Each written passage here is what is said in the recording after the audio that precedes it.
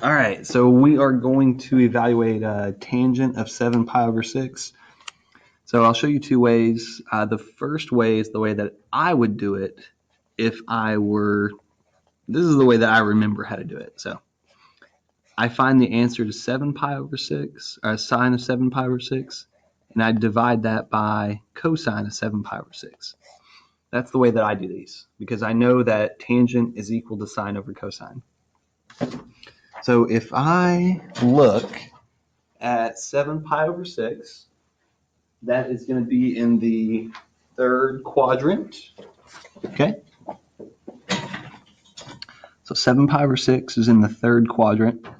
So I know my sine of that angle is going to be negative, because that's the y value, and my cosine is also going to be negative. All right. Sine is going to be, that's related to the 30-degree angle one up here. So that's going to be 1/2. So I'm going to get negative 1/2 on top. And on the bottom, I'm going to get negative root 3 over 2.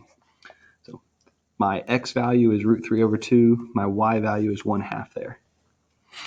And then I would just divide these things out. So if I was not confident for, like, if I'm not super familiar for how I would divide those out, I would just write it as 1/2 divided by root 3 over 2. All right, that's how you can handle those complex fractions. A negative divided by a negative is positive, so I just changed it all positive here. We're going to keep change flip, 1/2, change it to multiplication, flip the second fraction. My 2's are going to cancel, and so I get 1 over square root of 3. That's my answer. Or if we rationalize the denominator, we get root 3 over 3. That's probably the better answer right there. All right. Let's see. If I were to do this, actually, first thing I want to mention here is quadrants. Yes, quadrants here. So because we were talking about tangent, we're talking about sine and cosine. Now you know that in the first quadrant, cosine is positive and sine is positive. So if you're doing tangent, which is sine over cosine, which is like y divided by x, you're doing a positive divided by a positive. So the answer is positive. Tangent is always positive in quadrant 1. If I was in quadrant 2, the x value would be negative and the y value would be positive. So if I was dividing y by x, I would end up with a negative answer. So tangent is negative in quadrant 2. And if I was in quadrant 3, I would have negative and negative. That's where I was. I was in quadrant 3. I had negative and negative. That's why my answer was positive. And then if you were in quadrant 4, you'd have positive for x and negative for y. Yeah. And so if you were to divide those out, tangent would be negative overall in quadrant 4. So this is something that you're going to want to keep in mind, I guess. All right. So the sign of your answer. That's going to save you a lot of headache if you just think through what quadrant you're in and think about the x values and y values. And for tangent, you're dividing the sine by the cosine.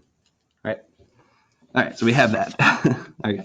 The other way that you could have answered this question, which you'll probably like better, all right, this is the way that I do it because this is the way I remember it. Sine over cosine is equal to tangent. Is you could have answered it just by relating it to our quadrant 1 spider web thing. All right, because we were doing tangent of 7 pi over 6, well, I just need to find the reference angle in quadrant 1 that does that, which is the 30-degree angle. And so really all we needed to know was tangent of 30. That's all you had to do. And based on our spider web, tangent of 30 was root 3 over 3. All right, that's like the fast way to get it.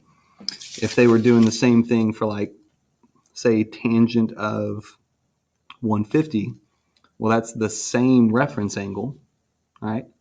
Same reference angle, but it's in quadrant 2, so the answer would have been negative for tangent. Okay. Let's do one more here. Let's look at, this time let's look at cotangent.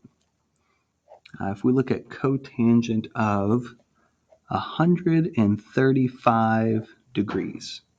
Nice. So what this is it's going to be the reciprocal of tangent of 135 degrees. So whatever this answer is, I'm just going to flip it, and then that's going to be my answer. Yeah, spiderweb, I guess. No spiderweb. Spiderweb, sure.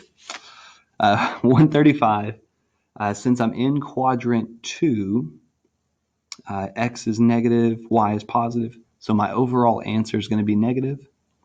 I just relate that back to the the quadrant 1 angle, which is 45 degrees. That's my reference angle.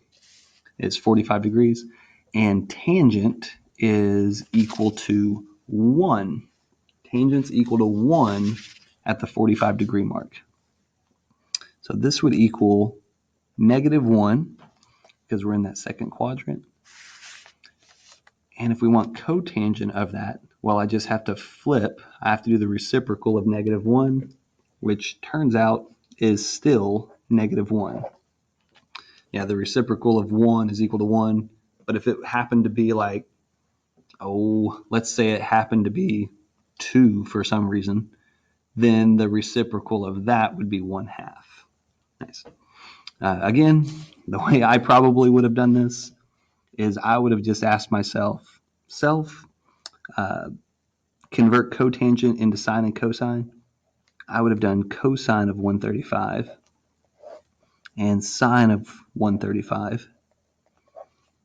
That's the way I would have handled this problem. I know that cosine of 135 is right here, negative root 2 over 2. Negative root 2 over 2. And sine of 135 is positive root 2 over 2. Positive root 2 over 2. Well, these things are identical, so I know the answer is 1.